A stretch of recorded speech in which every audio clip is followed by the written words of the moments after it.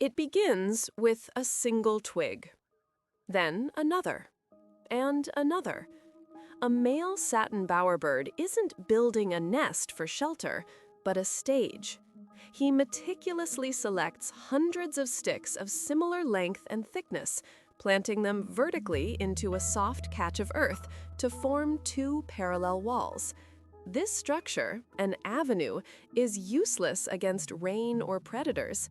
Its only purpose is to frame a space. He will spend days, even weeks, adjusting, replacing, and perfecting these walls. It's an act of architecture driven not by necessity, but by a very specific and very demanding audience. The avenue must be just right. The walls must be parallel, the density uniform. Researchers who have subtly altered these bowers, moving just a few sticks, find the male quickly returns to fix the mistake. This isn't random stick piling, it's a demonstration of spatial reasoning.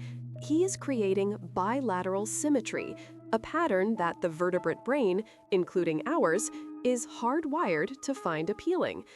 To maintain this structure, the bird even creates a form of primitive paint, mixing saliva and chewed vegetation to glue certain sticks in place. This isn't just building, it's curating a physical space with an almost mathematical precision. Once the stage is set, the decoration begins. And for the satin bowerbird, the theme is overwhelmingly blue.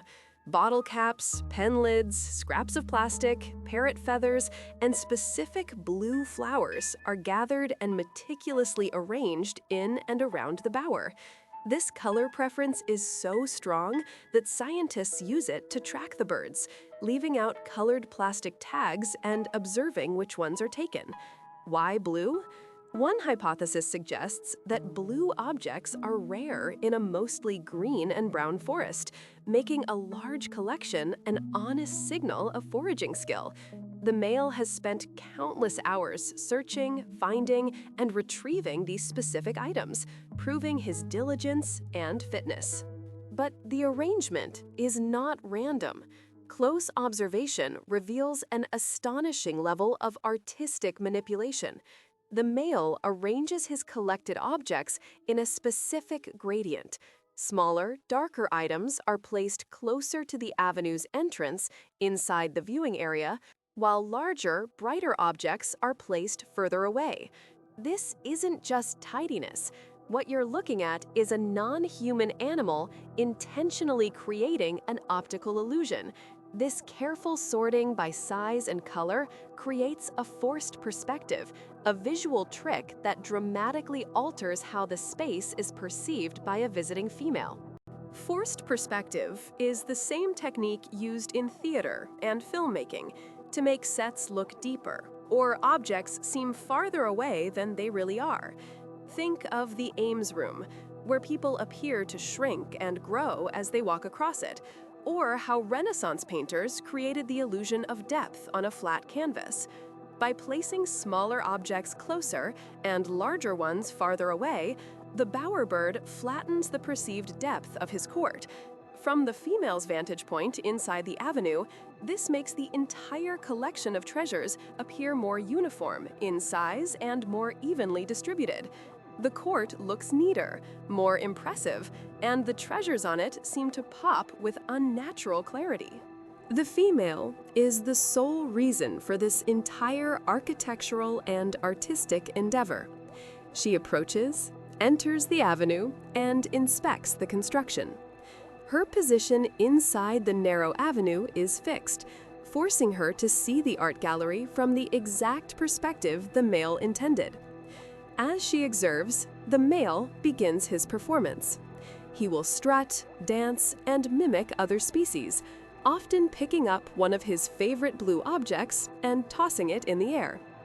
The forced perspective of the court enhances this display. Against this uniform, visually controlled background, the male's movements and the specific object he holds become the dominant focus.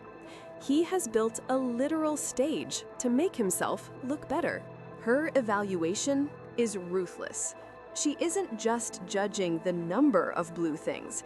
She is assessing the quality of the illusion itself.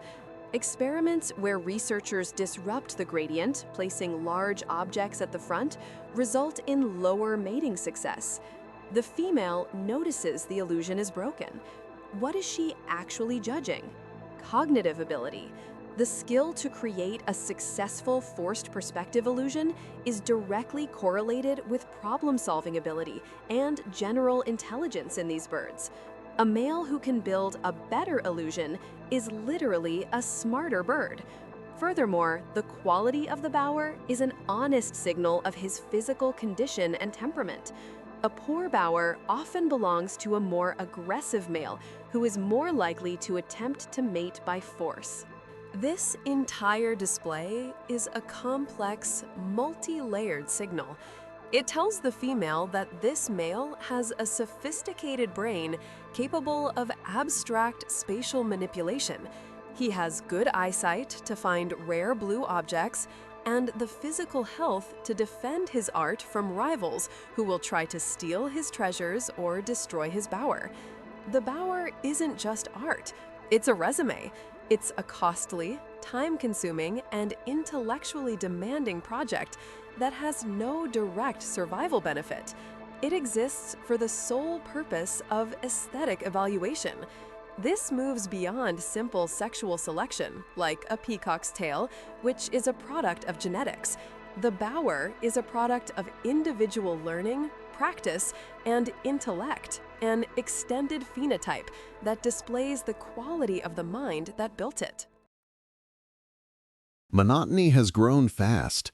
Nearly 2,700 people have watched in the last few weeks, yet less than 0.03% are subscribed. It would mean a lot if you joined by hitting subscribe. And again, thanks for watching.